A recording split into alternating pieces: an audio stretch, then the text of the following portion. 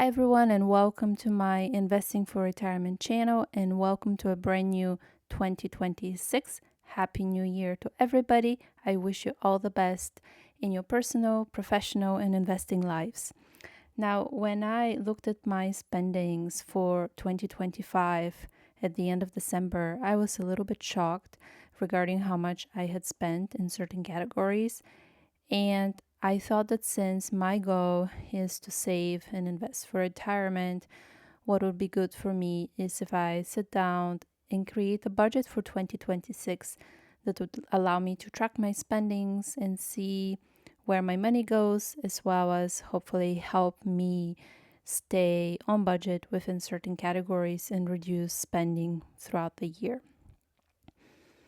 And here we are. Today, I want to share with you my budget for 2026. So let's start with my salary. I expect to get around 103,000 this year. Monthly, that comes out to about 7,944.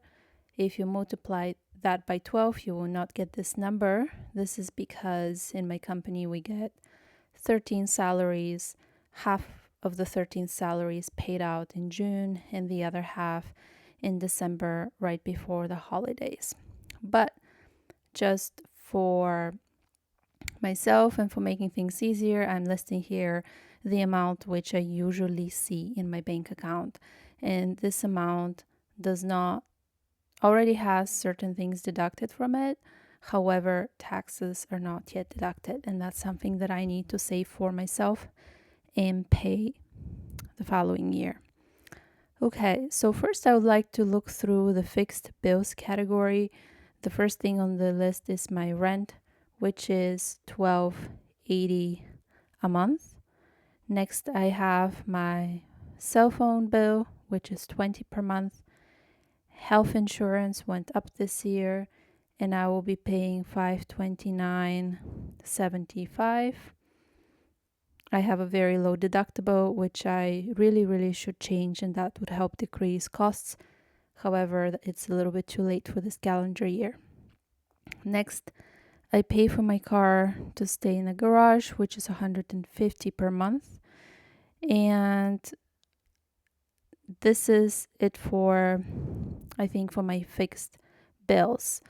I have next utilities, which last year I paid about $110 for the whole year. This is basically just for electricity, and water and heating are already included in my rent. So I anticipate something around the same number this year. Internet, I pay once per year in a lump sum, and it's $777. We also have something mandatory here called TV tax, TV and radio tax actually, which is $335 per year at the moment. Car insurance, I pay in a lump sum, and that is $500 per year. And I also have to pay tax on my car or for having a car, and that is $368 per year.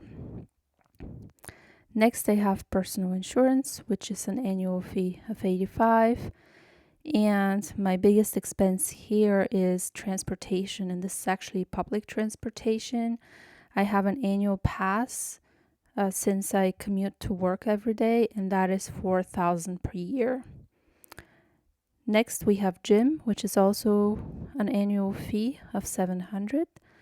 And last, I have various subscriptions. This includes Netflix, as long as some online storage and a few other things. And I was a little bit shocked to find out that last year I paid $763 and about 763, and I'm hoping to perhaps decrease that a little bit this year. So this brings my total expected fixed bills to $31,395 per year, or $2,616 per month. Now, the next category I have is the variable expenses. And the first item here is the groceries and household. And last year I spent 5,500 in this category, and I'm really hoping that it will be a little bit less this year. And I have budgeted for this year 5,000. Dining out is another high category for me. Last year I spent 3,500, I think, in this category. This does include both eating out at restaurants with friends, but also it includes every time I buy lunch at work at the cafeteria. And I think for last year, it also included dining out during traveling. So this year I have budgeted 3,000 for this category, but I'll try my best to actually have it even less than that.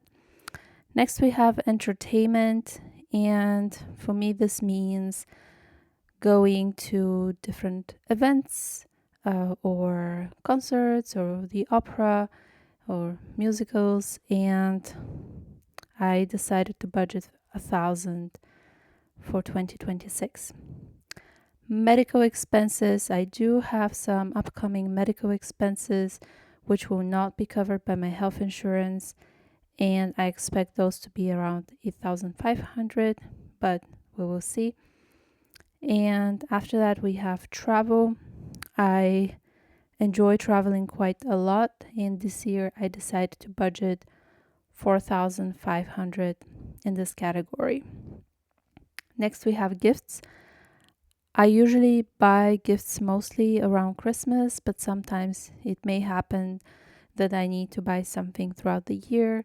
I generally do not spend too much money annually for gifts, but this year I decided to budget 600, which comes to about 50 per month. And in the personal category, which includes things for myself that I might want, as well as clothes and shoes, I decided to budget 2,000.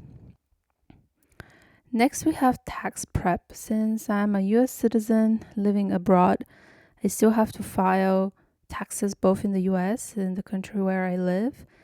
And things get a little complicated after a while, so I decided to start paying for those services, which make my life so much easier. Unfortunately, it's quite expensive, and last year I paid, I think, 810, so I'm going to budget the same amount this year, but it's possible that fees may have increased. And last, I have health and beauty. So this is basically things like going to get my hair cut or going for a massage or for a facial. And I decided to budget 1,200 for that. And this brings my variable expenses to about 26,600 for the year, or around 2,200 per month. And as I mentioned, taxes are not deducted from my paycheck, so I do also need to think about that. And I think my taxes this year will come to around 18,000, or at least that's how much I want to put aside towards taxes, which comes out to be 1,500 per month. And same with investments. I want to invest at least 1,500 per month. However, currently my plan is to invest actually a little bit more and dip into some current savings if necessary. Okay, so in terms of numbers, my expenses for the year projected to be about 58,000, which to me personally sounds like a lot of money. Taxes will be another 18K, and investments at least another 18K, bringing us to a total of about 94,000, which gives me another 10K or so extra, which will go towards savings and investments. And monthly, this comes out to be around 7,800 per month, which also sounds like a lot of money for me to pay for one person. And this is why I kind of want to look a little bit deeper into where my money is going and make a plan moving forward where I can cut some things that I do not necessarily need. So thank you so much for listening until the end. And I plan to also give brief monthly updates on how I'm doing with my budget. So if this is something that you're interested in, please feel free to come back. Have a great day and see you next time.